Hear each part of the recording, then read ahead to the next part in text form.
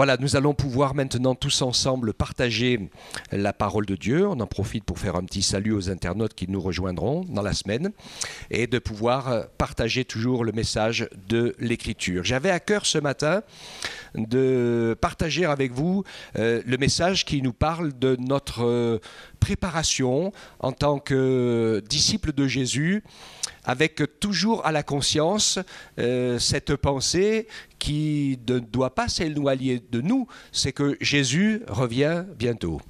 Et bien sûr, la parole de Dieu est claire à ce sujet-là. Et pour introduire, donc, je voulais relire un des textes. J'ai rechoisi ce matin celui de Marc 13, verset 24, qui nous rappelle un petit peu les conditions dans lesquelles ces choses vont arriver. Donc, on va faire la lecture de cela ensemble. Et j'ai imbriqué un peu deux messages ensemble, celui de ce temps particulier où c'est essentiel pour nous d'être toujours en éveil et prêt pour le moment où le Seigneur revient, en même temps que dans quelles conditions le Seigneur nous encourage à nous préparer pour ces moments. Et on fera un partage autour du pardon, je pense que c'est important.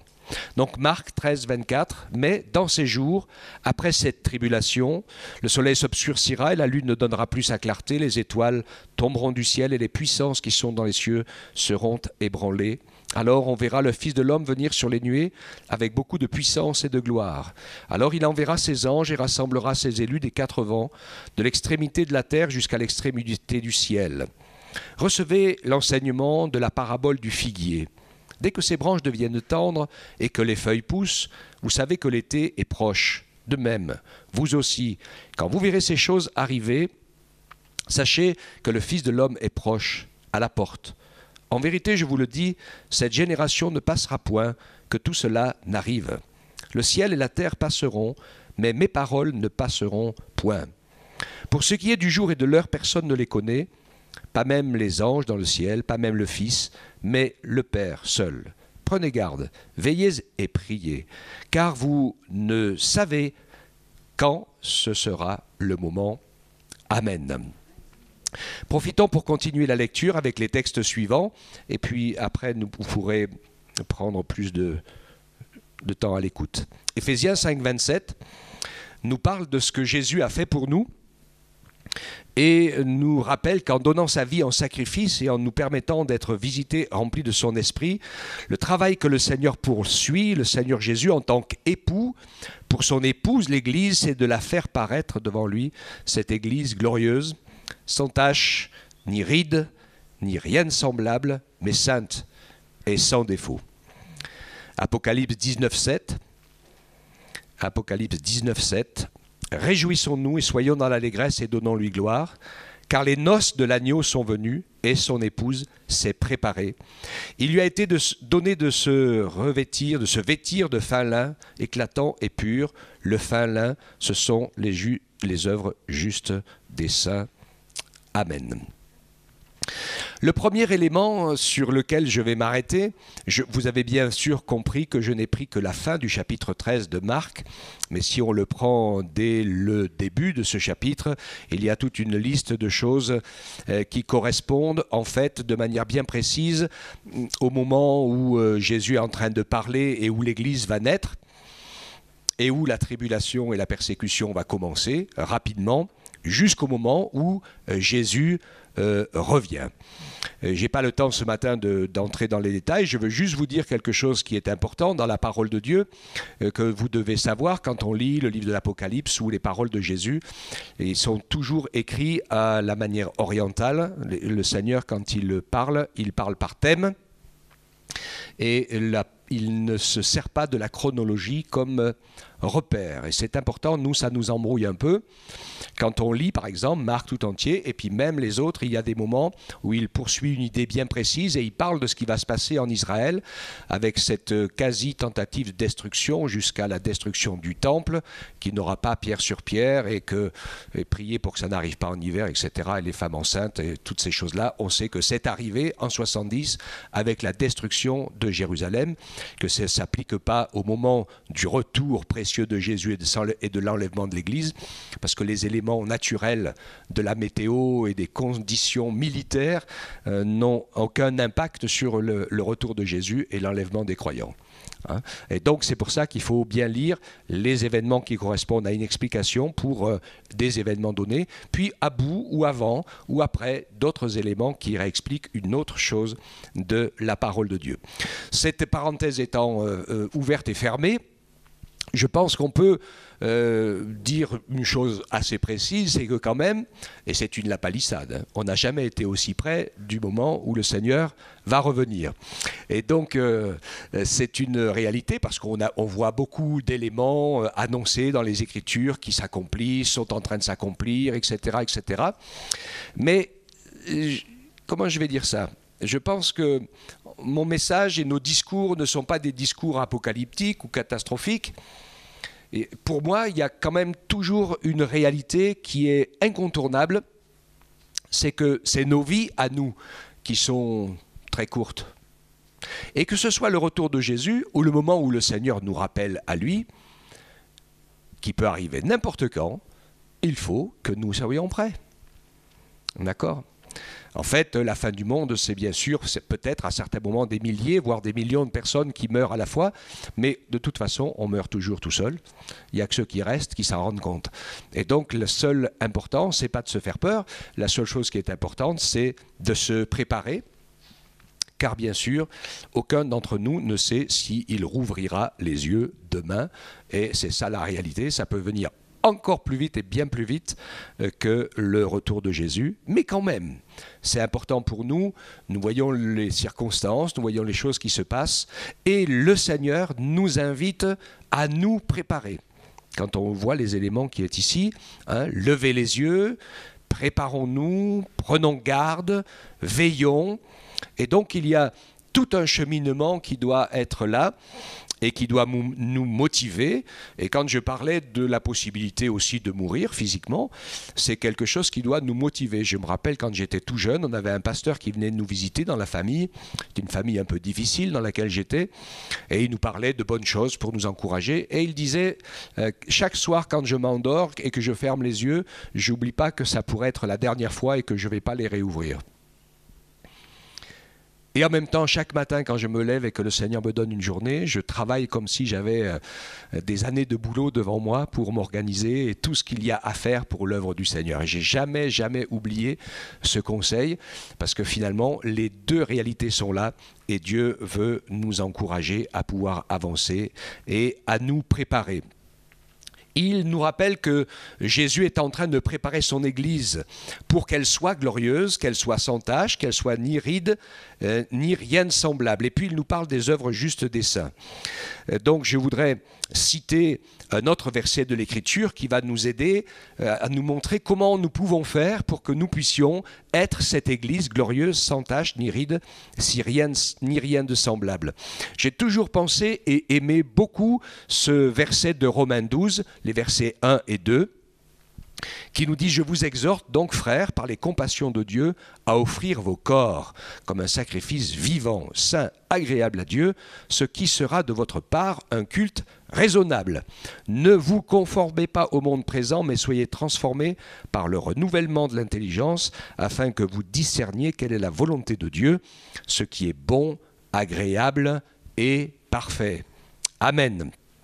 Il y a ici deux conseils d'une sagesse incroyable. Le premier, c'est que si nous voulons faire des progrès dans notre marche avec le Seigneur, alors il nous invite et nous demande à lui offrir nos corps. Beaucoup de gens aujourd'hui sont croyants ou même chrétiens, mais vivent un évangile désincarné, c'est-à-dire qu'ils sont chrétiens dans leur tête, dans leurs idées, dans leurs pensées, dans leur mémoire, dans leur confession, jusque dans leurs prières, pourquoi pas. Mais ça ne se traduit pas dans des faits physiques. D'accord ? Et c'est super important de savoir que le Seigneur, en fait, vérifie notre foi, dans des choses pratiques, concrètes, qui fait que c'est toujours facile de dire à quelqu'un qu'on l'aime, mais si on ne fait jamais rien, qu'on ne prouve rien du tout, la démonstration ne se fait pas, et c'est vrai que l'autre risque fort de ne pas être convaincu. Ok ? Hein ?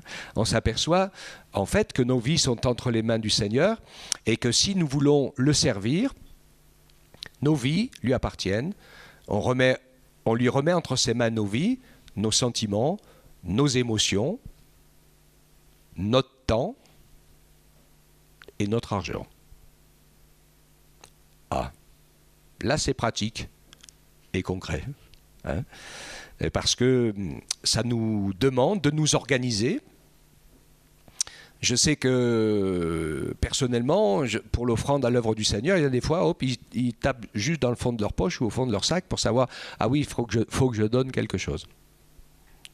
Je pense que c'est pas comme ça que ça fonctionne. Et je pense, et personnellement, et pour beaucoup de gens, Dieu doit être le premier servi. Et quand je reçois mes revenus, eh bien, je fais mon calcul, ce que je veux, ce que j'ai réfléchi devant le Seigneur. Ou si on est plusieurs dans le couple, dans la famille, eh bien, on réfléchit, on décide, et puis on fait en premier pour Dieu. Moi, c'est ce que j'ai retiré de l'offrande de la veuve. Hein ? Jésus, il était en train de regarder au tronc, puis il y en a qui ont mis des choses bien intéressantes. Et puis la pauvre veuve, elle a mis des petites pièces, elle. Mais Jésus s'est pas occupé des grandes pièces ou des petites pièces, mais de la proportionnalité. Il dit pour les uns, c'était de leur superflu. Donc ils n'en avaient pas besoin pour vivre, ils avaient tout ce qu'il fallait pour vivre. Pour elle, par contre, c'était de son nécessaire. Tout ce qui lui restait en plus. Et ça m'a parlé beaucoup, et je sais que je l'ai déjà dit ici à ceux qui étaient pauvres, si vous voulez le rester, continuez à rien donner au Seigneur. Mais si vous voulez passer de la pauvreté à la richesse, commencez à lui donner, même si vous n'avez pas grand-chose, dans le peu que vous avez, quelque chose lui appartient. Si on prend cette bonne habitude, vous serez surpris, et je sais que tous ceux qui l'ont fait ont vu des choses incroyables, et le Seigneur leur ouvrir des portes alors qu'ils n'avaient pas de possibilité à des portes ouvertes. C'est valable dans ce domaine, c'est valable dans tous les domaines. Il y a un point très important aussi sur lequel je vais m'arrêter ce matin, qui est celui du pardon et de la vie commune. Quand je parle de l'Église dans la mission, j'oublie pas de rappeler que chaque Église est un échantillon de la grande Église. Et qu'on ne peut pas se défiler en disant « mais moi je suis membre d'aucune Église, mais je suis membre de l'Église universelle ». Ça ne fonctionne pas. Parce que le Seigneur veut nous permettre d'avoir une foi pratique. Et quand je lis les lettres de l'Apocalypse, le Seigneur écrit à l'église d'Éphèse, de Smyrne, de Pergame, de Thyatire, Laodicée, Philadelphie, etc. Et il écrit à des églises précises. Et quand les épîtres de Paul sont écrites, elles sont écrites à des églises précises. Et en dehors des églises, les autres épîtres sont écrites à des serviteurs pour qu'ils servent les églises ou à ceux qui font des choses pour l'église. Et autrement, la parole parle à des individus. Pour qu'on n'enterre pas nos talents, donc qu'on se mette au service de son œuvre. C'est très important. Moi, je ne parle pas d'étiquette ici, je m'en fiche complètement. Ça n'a pas d'importance, le Seigneur, il n'a pas d'étiquette. Mais c'est important qu'on appartienne à une église et qu'on puisse y servir le Seigneur. C'est comme ça que nous allons grandir et que nous allons apprendre cet amour divin qui est la seule clé qui nous permettra d'entrer au ciel. Jésus aime son Église. Il la voit déjà glorieuse. Et il travaille pour qu'elle soit sans tache ni ride, ou ni rien de semblable.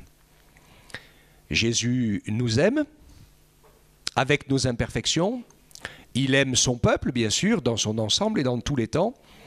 Et il aime son église à Guéret, à Paris, je ne sais pas d'autres où vous êtes, d'un endroit ou de l'autre. Chaque groupe qui se retrouve ensemble pour servir le Seigneur ensemble, parce qu'il va nous apprendre deux éléments qui sont fondamentaux pour passer l'éternité avec Dieu. Le premier qui est le pardon et le deuxième, l'amour. On va dire le premier qui est l'amour et le deuxième qui est le pardon. Si vous les mettez dans l'ordre que vous voulez, ça fonctionne ensemble. On se rappelle tous de la prière du Notre Père. La prière du Notre Père est un plan pour prier et qui nous montre les prérogatives. Et souvent, beaucoup d'entre nous, nous prions d'abord pour le pain quotidien, c'est-à-dire on passe beaucoup de temps à prier pour tous nos besoins. Mais la prière commence par l'adoration. Ça doit être notre priorité, adorer. La prière continue par la volonté de Dieu. Et la deuxième priorité, après l'adoration, c'est que la volonté de Dieu se fasse. Ça doit être important dans nos prières. Que nous puissions être, comme je le dis souvent, là où Dieu veut que nous soyons, avec les gens qu'il veut que nous soyons, au bon endroit, au bon moment, avec les bonnes personnes.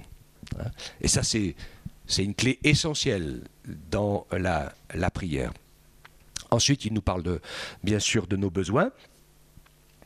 Et puis, après avoir parlé des dangers de la tentation et de toutes les œuvres de l'adversaire qui veut essayer de nous faire tomber et pour lequel nous demandons la protection de Dieu, un élément particulier va être donné qui est celui de pardonner nos offenses, comme nous aussi nous pardonnons à ceux qui nous ont offensés. Et je fais remarquer que sur tous ces invitations à la prière, il n'y en a qu'une seule sur lequel le Seigneur Jésus fait un commentaire. Et le commentaire qu'il fait, c'est sur le pardon. Il dit, car si vous ne pardonnez pas, votre Père Céleste ne vous pardonnera pas non plus. Nous croyons que nous aimons, tu crois que tu aimes, il n'y a que dans la vie fraternelle et fidèle de l'Église que tu vas pouvoir le prouver, ou l'apprendre. Et on apprend très vite qu'on n'aime pas assez et qu'on a besoin du Saint-Esprit pour qu'il nous apprenne à aimer. Et ça va passer directement et nécessairement par le pardon. Et il n'y a qu'en étant fidèle et au service dans l'Église du Seigneur que nous allons apprendre ce que c'est que le vrai pardon. Le pardon, c'est jusqu'à nos ennemis, ceux qui nous trahissent. Alors des fois, on en veut à quelqu'un parce qu'on a été trahi. Mais lisez bien les Écritures. Et vous verrez que tous ceux qui veulent se lever et servir le Seigneur passent tous par cette expérience. Donc en fait, ce n'est pas la peine d'en vouloir à celui ou à celle qui vous a trahi. La seule chose que Dieu veut nous apprendre, c'est à pardonner, même si on nous a trahis. Et à aimer. Il n'y a que quand nous y arrivons que nous avons atteint cette perfection dont l'Évangile parle, quand le Seigneur dit « Soyez parfaits, comme votre Père Céleste est parfait », il est question d'être parfait en amour. Donc l'Église est glorieuse, Jésus l'aime, il y travaille, il sait qu'elle est remplie d'imperfections, d'ivraies, de tout ce qu'il ne faudrait pas, mais il en prend soin, il la chérit, comme il nous chérit de manière individuelle. C'est important que nous savons que individuellement nous sommes aimés et chéris par le Seigneur. Alléluia. Mais nous devons savoir que dans la conception trinitaire de Dieu, le groupe, son peuple, Israël, l'Église, a priorité sur l'individu. C'est comme ça que la Trinité fonctionne, hein, vous vous rappelez, je vous l'ai assez expliqué. Et donc il va nous emmener à avoir le même état d'esprit. Si Jésus veut bâtir son Église et qu'il aime son Église et qu'il prie pour son Église, alors que le Seigneur m'aide à aimer son Église, à travailler pour son Église et à prier pour son Église. Ça fait des années que je sers le Seigneur et je sais que quand quelqu'un se retrouve en difficulté grave par rapport à la vie d'église, il est au bord du naufrage de la foi. Et qu'un certain nombre de choses commencent à déraper. Que Dieu fasse en sorte que nous puissions nous laisser entraîner par ce nouvel état d'esprit qui est l'esprit de Dieu, qui aime, qui redonne une chance. Tant qu'il y a de la vie, il y a de l'espoir. Ne nous laissons pas entraîner par l'esprit du monde, surtout le monde français, qui est toujours dans la critique et dans le négatif. On voit souvent que ce qui ne va pas. Chez les autres d'ailleurs, plus. Chez nous, on se pardonne, mais chez les autres, quand même.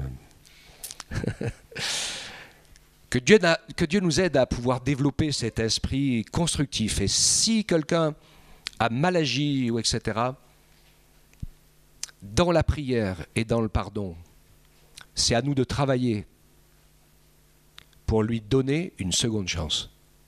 Et c'est pour ça que le Seigneur dit, si tu sais que ton frère a quelque chose contre toi, c'est pas l'inverse, hein, va et réconcilie-toi avec lui. L'extrême de ça, l'extrême expérience dans ce domaine, c'est celle d'Étienne, le premier martyr de la foi chrétienne, qui est lapidé à cause de la méchanceté des religieux et par les religieux, et qui, lapidé par eux, vit un vrai pardon en disant « Seigneur, ne leur impute pas ce péché ». Vous savez qui y avait au milieu des lapidateurs? Saul de Tarse.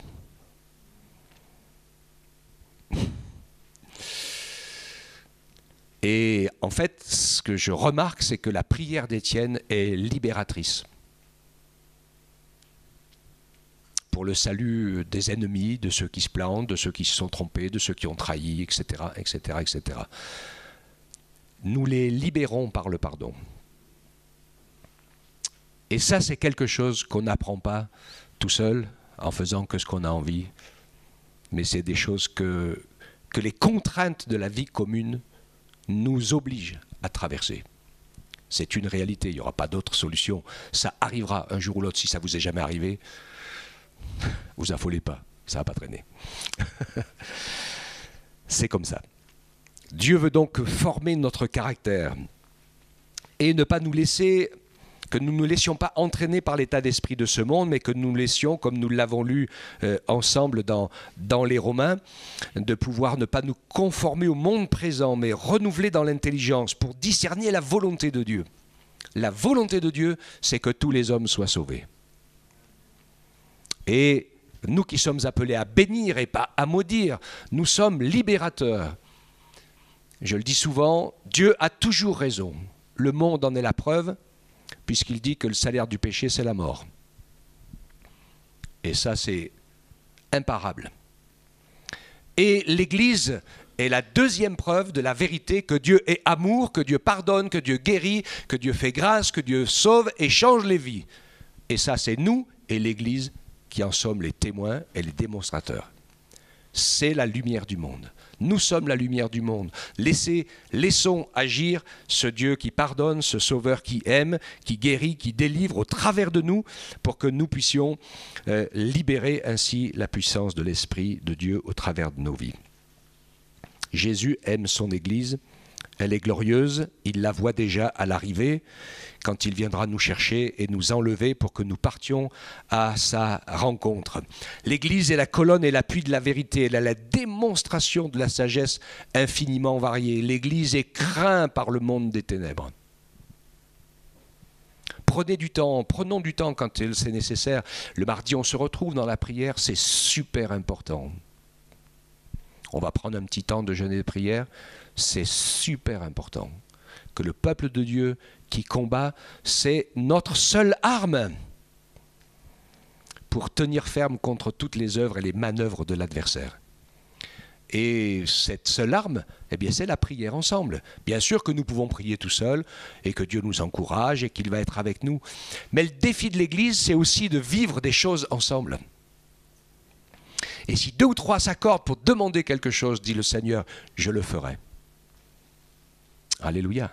Et donc c'est super important, pas seulement d'être ensemble assis dans un même lieu sur des chaises, mais d'être ensemble avec un objectif, celui de voir la gloire du Seigneur, d'adorer Dieu et de nous bénir les uns et les autres.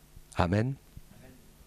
Quand on tourne les regards vers Jésus, on est rayonnant de joie et le visage ne se couvre pas de honte.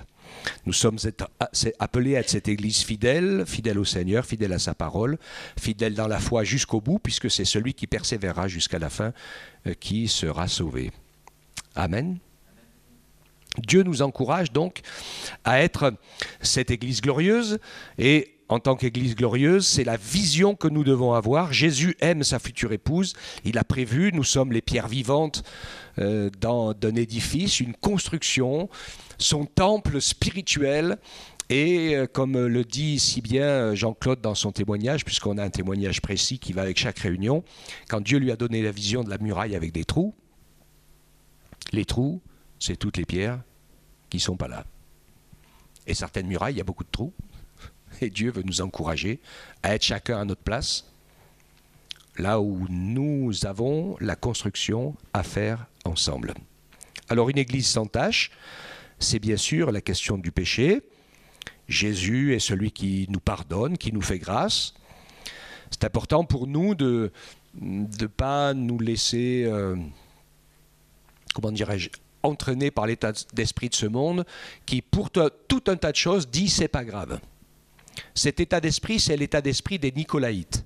Vous l'avez trouvé dans la parole ? Et il est cité à plusieurs reprises. Les Nicolaïtes sont des gens qui disent, oh, un peu comme on entend aujourd'hui, Jésus est mort sur la croix pour effacer nos péchés, donc il efface tous les péchés, on finira tous au paradis. La Bible dit aussi qu'il y a beaucoup d'appelés et peu d'élus. Et qu'il n'y a aucun problème de péché non réglé qui rentrera dans le ciel et dans le royaume de Dieu. Tout ce qui rentre là-haut aura été purifié, réglé et aura trouvé la solution.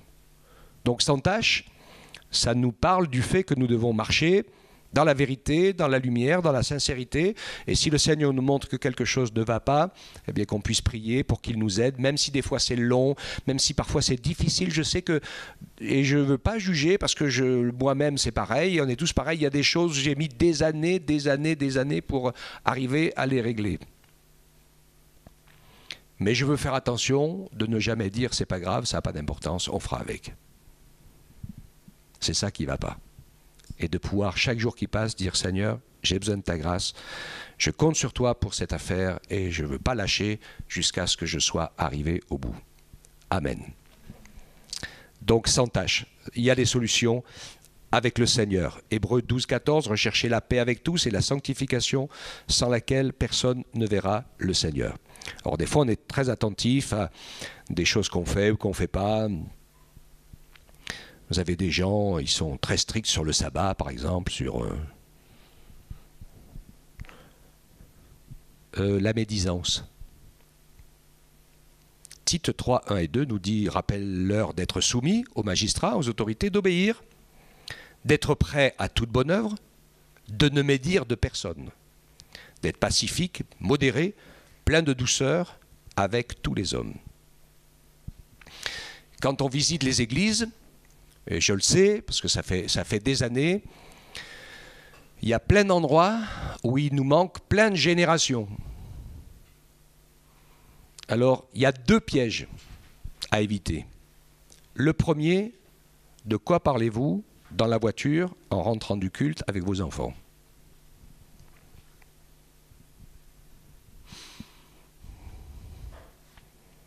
Je sais que certains des gosses en ont entendu de toutes les couleurs. Et le pasteur, et sa femme, n'en parlons pas, et le frère machin, et la sœur bidule, et aujourd'hui ceci, et la fois d'avant cela, etc., etc.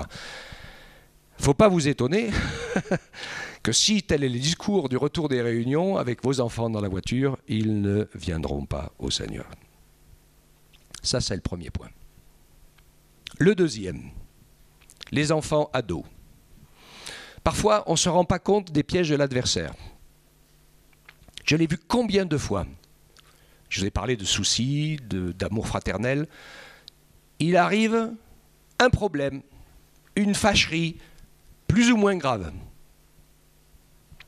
avec une famille, un couple, et à cause de cette fâcherie, de ce problème, plus ou moins grave, pendant un temps, ils ne viennent plus à l'église. Ça arrive toujours quand les enfants sont ados, hein, parce que c'est l'âge qu'il faut pour les tuer ou les faire vivre. Et à ce moment-là, eh bien, il se retrouve avec un moment de tristesse, de découragement, et puis de plus de vie d'église et plus de vie pratique, etc., etc., etc. Et puis, au bout d'un certain temps, on se dit quand même, c'était bête de se laisser piéger pour une histoire pareille, et finalement, il vaut mieux qu'on se fasse grâce, qu'on se pardonne, etc. Et j'ai vu combien de fois comme ça, au bout d'un an et demi, 2, on fait la paix avec soi, déjà pour commencer, avec Dieu, et puis on revient. Juste, on a perdu nos ados et nos jeunes en cours de route. Mais personne ne l'a vu. On est tombé dans le piège. Ça et plein d'autres choses qui sont là où finalement nous avons besoin de prendre une décision précise dans le renouvellement de notre intelligence. Chaque événement que je travaille, que je traverse, l'adversaire l'envoie pour diviser, couper, mentir, assassiner, tuer, mais Dieu le permet pour que je grandisse, que j'apprenne quelque chose. Au moins à aimer et à pardonner. Être capable de se remettre en question aussi parfois. C'est pas inutile et parfois essentiel. Dieu veut nous permettre ainsi, sur plein de domaines, d'être attentifs. Les circonstances, je le vois combien de fois. Des gens viennent dans l'église pour la première fois ou les premières fois. Oh, c'est super, ils ont l'impression d'arriver dans le paradis sur terre. Ça, c'est pour les premiers mois. Puis après, quand ils commencent à faire connaissance de certaines situations, trucs comme ça, ils se disent « Ouh, là, là, là, là, là, là. » Finalement, il n'y a pas d'amour dans cette église.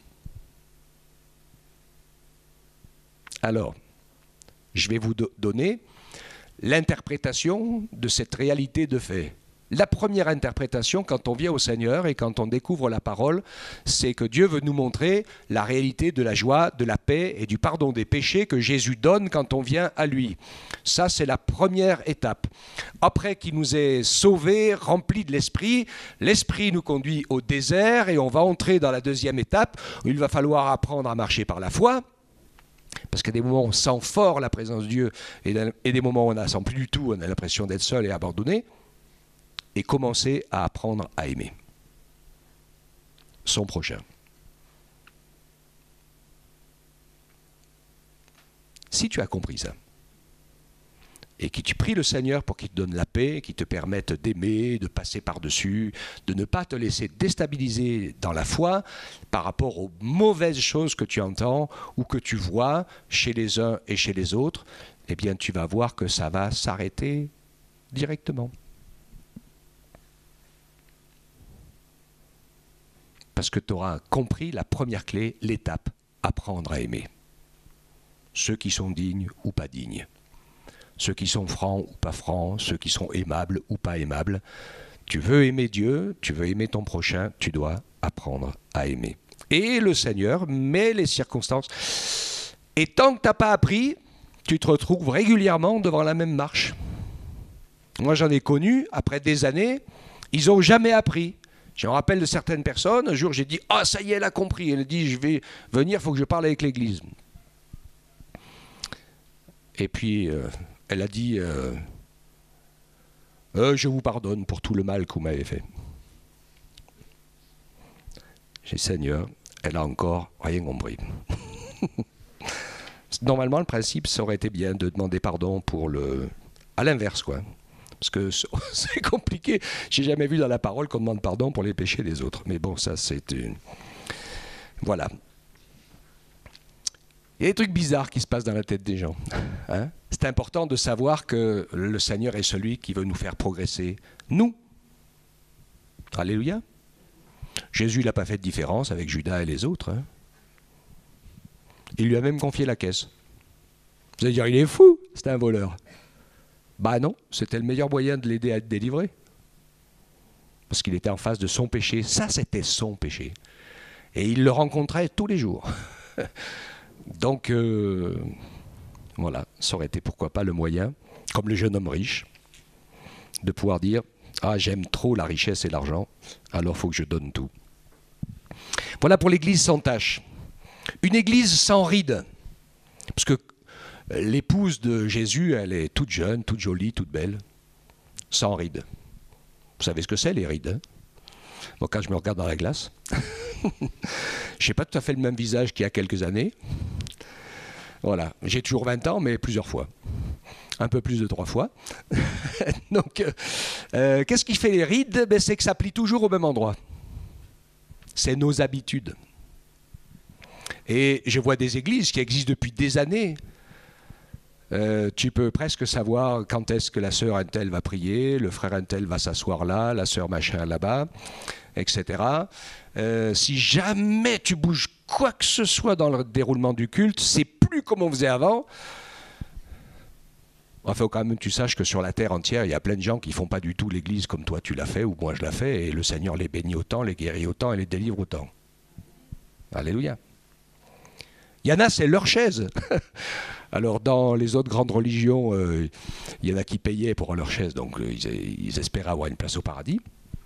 Mais quand même, dans une église, un jour, j'ai vu un truc particulier. Il y a une femme qui est rentrée pour la première fois. Elle avait entendu parler de l'église, donc elle est venue, crac, elle s'est assise sur une chaise. Et puis il y a quelqu'un d'un certain âge qui est arrivé avec sa petite canne qui lui a dit « poussez-vous, madame, parce que ça, c'est ma place ici. »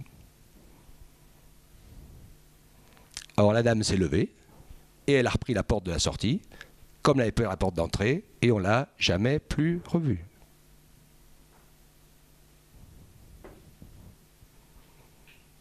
J'espère que si le Seigneur un jour nous envoie 70 personnes pour venir écouter la parole pour la première fois, vous serez d'accord de rester dans la rue ou de vous répartir dans les étages et dans les voitures pour prier pour que ceux qui sont là puissent venir et écouter la parole et s'asseoir où ils voudront. Parce que nous, on connaît déjà le Seigneur, mais eux, non. Des fois, on prie pour le réveil, hein, mais il faut qu'on soit prêt. Dieu nous fait la grâce, c'est important de pouvoir ne pas nous laisser emporter. Les habitudes deviennent des traditions et deviennent après des faits religieux. Je sais qu'ici, vous vous rappelez, certains, ceux qui sont depuis un petit moment, une certaine année, on a fait la Sainte Seine plus qu'une fois par mois. Alors il y a quelqu'un qui est parti et qui n'est plus venu à l'église.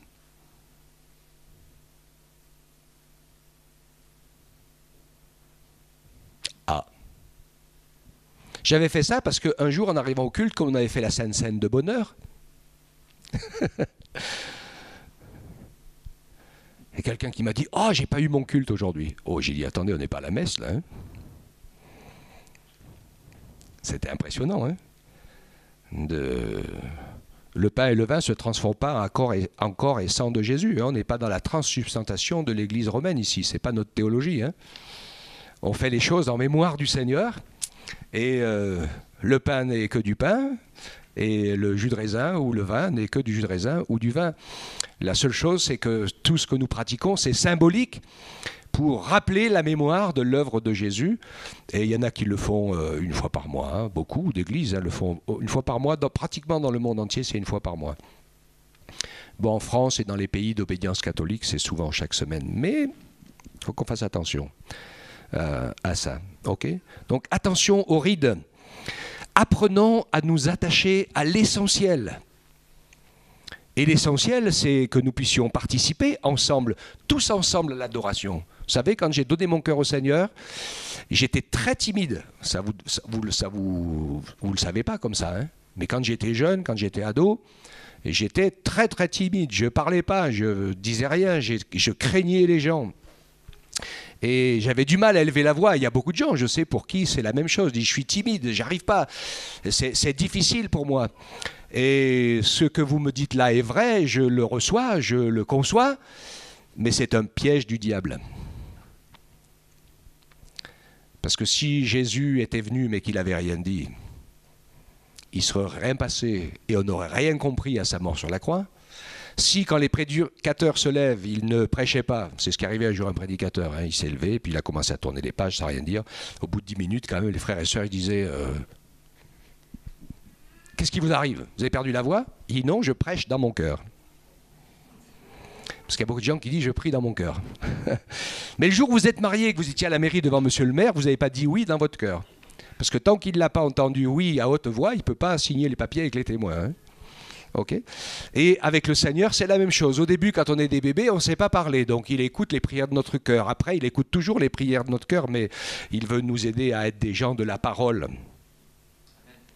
Et vous le savez comme moi. Il y a une différence, au bout d'un moment, rapide, entre mon cœur et ma parole. Il y a beaucoup de gens qui me disent « Ah, mais je crois en Jésus, puis je voudrais bien me faire baptiser. » Mais ils ne le sont pas encore baptisés. Il n'y a pas de souci, hein. Et il faut attendre un peu ou pas attendre, mais il y a une différence jusqu'à ce qu'à un moment donné, on l'ait. Ça devient un fait physique, réel. C'est fait. On obéit à la parole du Seigneur. D'accord? Vous êtes bien silencieux. Donc, attention, habitude, tradition, religion, hein, ne nous laissons pas entraîner. Faisons attention au mysticisme.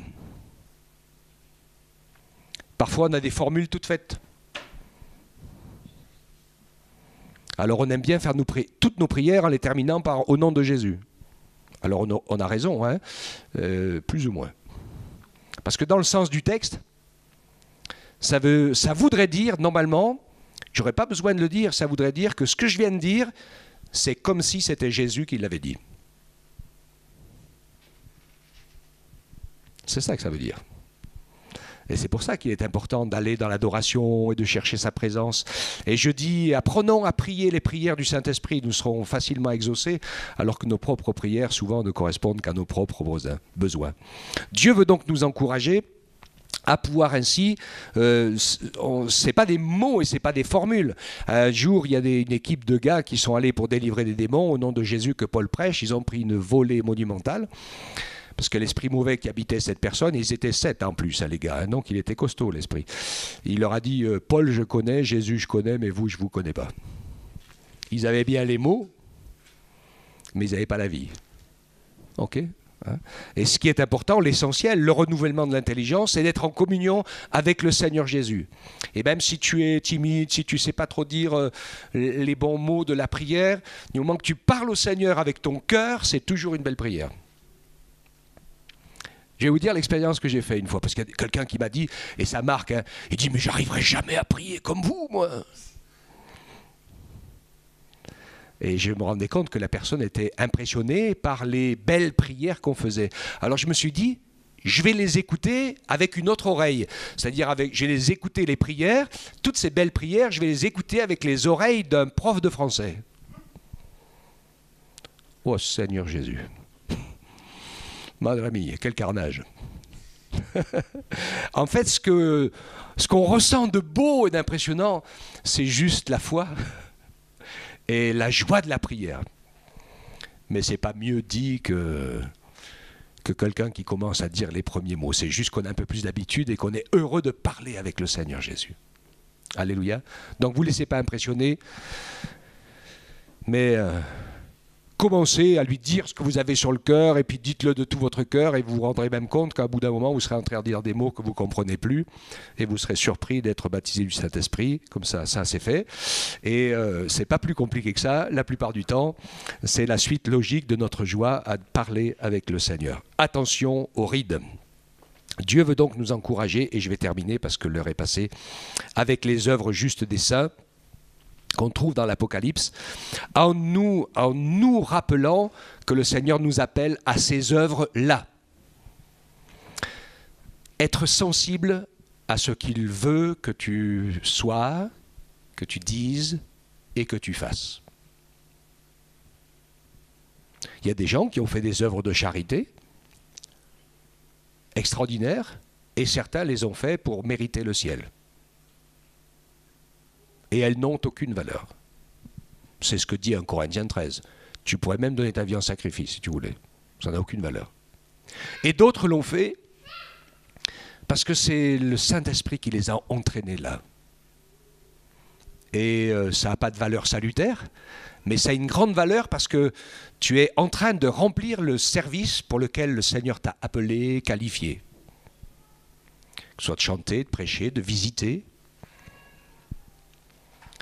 de prier, enfin plein de choses, plein, il y a plein de choses, recevoir, il n'y a pas de loi pour le service du Seigneur. On est tous différents, on peut tous faire quelque chose de différent. N'essaye pas d'imiter les autres. Trouve ton propre chemin. Et ça, c'est vraiment une joie. C'est ça les œuvres justes des saints. C'est que ce que le Saint-Esprit nous entraîne. J'aime beaucoup prendre comme exemple pour ça un exemple premier qui paraît désuet. C'est celui du cordon rouge attaché à la fenêtre de Rahab, la prostituée. Signe de l'alliance et de la promesse qu'ils se sont fait entre eux par rapport au fait d'avoir reçu les espions. Vous trouverez ça dans Josué, vous regarderez. Et qu'est-ce que c'est que ce fil rouge? C'est une œuvre de la foi. Et quand le peuple aura fait le tour de Jéricho une fois chaque jour pendant une semaine, et puis le dernier jour 7 fois, et qu'ils vont crier, pousser des cris de guerre et sonner de la trompette, toutes les murailles de Jéricho vont s'écrouler, pratiquement toutes, sauf un morceau de muraille dans lequel il y a une maison.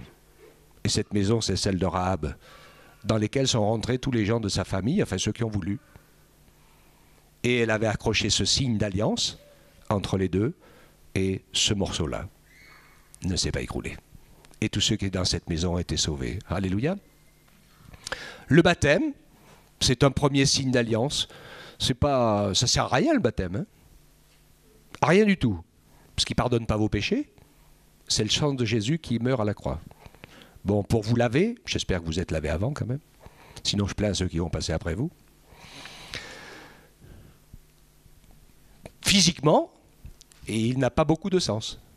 Mais dans l'écriture, c'est super important, parce que c'est le témoignage visible, rendu publiquement de ce que vous avez vécu à l'intérieur. Vous avez décidé de mourir à vous-même et de ressusciter dans une vie nouvelle avec Jésus à vos côtés. C'est ça que vous avez décidé. Et c'est ça que vous montrez par le baptême. Et c'est l'obéissance au Seigneur. Dire, Seigneur, tu le demandes. Pour moi, je le comprends que tu le demandes, parce que ça représente quelque chose. Et même toi, Jésus, tu l'as fait. Alors qu'il n'avait pas besoin. Mais il l'a fait parce que c'était normal, qu'il montre l'exemple. Jésus ne nous demandera jamais de faire quelque chose qu'il n'ait pas fait lui-même. Un autre exemple de foi, et je terminerai avec celui-là, c'est celui d'Abraham, à qui Dieu va enfin donner le fils promis, après des dizaines et des dizaines et des dizaines d'années d'attente, et qu'une fois qu'il le lui a donné, il lui dit « offre-le-moi en sacrifice ». Je ne sais pas si vous pouvez vous imaginer ce qui a pu se passer dans sa tête. Mais après des années de marche avec le Seigneur, il avait confiance et il pensait que Dieu le lui redonnerait par une sorte de résurrection ou autre. Donc c'est très important, Dieu n'a pas permis qu'il le fasse, parce que Dieu n'a jamais voulu des sacrifices d'enfants. C'est plein d'enseignements cet exemple. Hein. Parce que quand ils sont rentrés en Canaan, c'est ce qu'ils faisaient, les autres, là, les païens, ils sacrifiaient les enfants. Et donc il ne l'a jamais voulu, donc il ne l'a pas laissé faire. Mais ça nous enseigne sur plusieurs choses. C'est que si on veut marcher avec Dieu et le servir, Dieu nous demandera de lui donner toute notre vie. Et surtout ce qu'on aime beaucoup. Vous savez pourquoi il nous demande de lui donner ce qu'on aime beaucoup? Parce que ce qu'on aime beaucoup est dangereux pour nous. Ça risque de nous ramener en arrière. Alors il veut que nous le lui donnions, pour que cet amour pour cette chose-là meure. Et si cet amour est bien mort, il est capable de nous le redonner. Ça n'a pas d'importance. Il ne veut rien nous prendre, le Seigneur. Il n'a besoin de rien. Il veut juste que pour notre salut, il ait la première place. Amen. Donc, il nous demande même le légitime, parfois même le nécessaire. Enfin, tout ce qui nous prend trop de place en nous et qui risque de se transformer en idole. J'ai remarqué il n'y a pas très longtemps que pour beaucoup de gens, l'argent est une idole. C'est impressionnant. Que Dieu nous fasse grâce, ça ou autre chose, hein, et qu'il nous encourage ainsi. Troisième élément, communion d'amour entre Abraham et Dieu. Dans cette expérience extraordinaire, Abraham a pu ressentir ce que Dieu lui-même a ressenti quand il a offert son Fils, tout en sachant que Dieu a dit à Abraham, arrête. Mais quand ça va être le cas de Jésus, il était obligé d'aller jusqu'au bout. Et quand son fils crie, mon Dieu, pourquoi m'as-tu abandonné? Il n'a pas bougé, parce qu'il fallait qu'il meure. Amen. Et quand on regarde l'Écriture, elle dit que il a supplié avec larmes et avec cris celui qui pouvait le sauver de la mort, et il a été exaucé. Alléluia. Et l'exaucement qu'il a vécu est bien plus grand que s'il avait été sauvé de la mort de la croix. Parce qu'il est mort sur la croix, mais il a vaincu la mort. La mort n'a pas pu le capturer. Il a donc été exaucé, il est ressuscité, il est plus fort que la mort, il est plus grand, il est plus que vainqueur. Peut-être au lieu de prier pour que nos épreuves s'arrêtent, prions pour que nous puissions devenir vainqueurs dans nos épreuves. Et en devenant vainqueurs dans les épreuves, nous allons devenir plus forts, nous allons avoir plus de joie, plus de paix, plus d'amour, plus de confiance. Et le Seigneur va pouvoir nous encourager. C'est ce chemin-là, le chemin du disciple, et Dieu veut nous permettre de pouvoir porter ces fruits qui sont les fruits de la foi. Moi, je ne sais pas ce qu'il est pour vous, je sais ce qu'il est pour moi. Et de pouvoir être fidèle dans ce fruit-là, qui n'est pas simplement d'être quelqu'un de bien, gentil, honnête et bon. Il y a plein de païens qui sont comme ça. Hein. Mais de pouvoir faire quelque chose qui est une œuvre du Saint-Esprit et qui porte du fruit pour Dieu. Ça, c'est essentiel dans notre vie après le salut de notre âme et le pardon de nos péchés, avec cette école de la croissance qui fait qu'au fur et à mesure, on va laisser la place à l'Esprit, à la parole de Dieu en nous. Nous deviendrons plus petits et le Seigneur deviendra plus grand. Et ce qu'il nous a donné à cœur de faire deviendra plus efficace et plus fort, parce que ça mourra et ressusciter, et ça se ressuscitera, c'est ce que je disais. Même quand Dieu nous donne des talents, ils doivent mourir et ressusciter. Parce que quelqu'un qui a un talent divin, mais qui ne le met pas, qui le met à son service et qui se sert de l'Église pour le manifester, ça ne va pas le faire. Mais s'il y renonce pour le laisser transformer, pour que ça bénisse les autres, ça c'est super génial. Et c'est ce que Dieu veut. Dehors ou dedans. Hein. Quand je parle de l'œuvre de Dieu, c'est dehors ou dedans. Certains travaillent bien dedans, d'autres travaillent très bien dehors. Ce n'est pas un souci. Au contraire, il faudrait plus encore qu'ils travaillent dehors pour que les âmes soient sauvées. Mais, et c'est un principe divin qu'on retrouve dans l'Église, qui est le principe de la soumission qu'on retrouve dans le Père, le Fils et l'Esprit, qui fait qu'en toute logique, normalement, on doit toujours avoir quelqu'un au-dessus de nous à qui on rendait compte. Servir dans ce qu'on a reçu de la part du Seigneur, et puis bénir les autres avec ce qu'on a reçu pour les encourager, les fortifier et les visiter. C'est un principe trinitaire. Et c'est comme ça que ça doit fonctionner. Et tout ça, ça ne peut pas fonctionner sans Église. Amen. Jésus revient. Il veut que nous puissions nous préparer. C'est essentiel. Et finalement, on s'aperçoit en lisant la parole qu'avec les vierges folles et les vierges sages, il n'y a que celle qui s'est préparée, qui y va, puisque les autres se retrouvent devant la porte fermée. Que Dieu nous aide à pouvoir penser à ces choses. Le temps défile, ça va très très vite. Que ce que nous avons partagé, ce que la parole nous montre, ce que Jésus est en train de faire, soit la priorité des priorités. Après le reste, on fait comme on peut, mais que ces choses ne s'éloignent jamais de notre cœur pour que nous puissions être accueillis et prêts au moment où le Seigneur l'aura décidé, quel que soit le moment. C'est lui qui sait quand c'est le meilleur moment. Et peu importe le nombre des années, hein, le Seigneur le sait. Amen. On le remercie ensemble. Père éternel, merci pour ta parole et ta grâce. Merci pour ton esprit de vie et d'amour.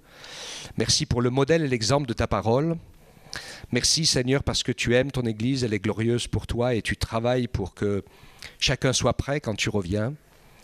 Aide-nous, Seigneur, c'est tellement difficile parfois dans notre caractère, c'est parfois difficile dans la vie communautaire, c'est intérieur, extérieur. Il y a toutes sortes de combats qui sont là pour essayer de nous ralentir, de nous freiner, de nous décourager, de nous arrêter. Mais donne-nous, Seigneur, de te servir, de bénir nos frères, nos sœurs et notre prochain en ton nom, de traverser les étapes de l'amour fraternel, du pardon, de la grâce, de la réconciliation et de pouvoir travailler pour toi de tout notre cœur avec joie, avec un seul désir, c'est faire ta volonté et bénir les autres. Merci pour ces moments, Seigneur. Merci pour le travail que tu as fait ce matin encore au milieu des enfants. Tu les bénis, Seigneur, tu les prépares parce que le monde est très dur, ce monde dans lequel ils arrivent. Donne-leur, Seigneur, d'être clairvoyants et de ne pas se laisser embarquer par toutes les folies et les passions de ce monde. Pose ta main sur eux comme sur nous, Père. C'est vraiment notre prière ce matin. Au nom de Jésus. Amen. Amen.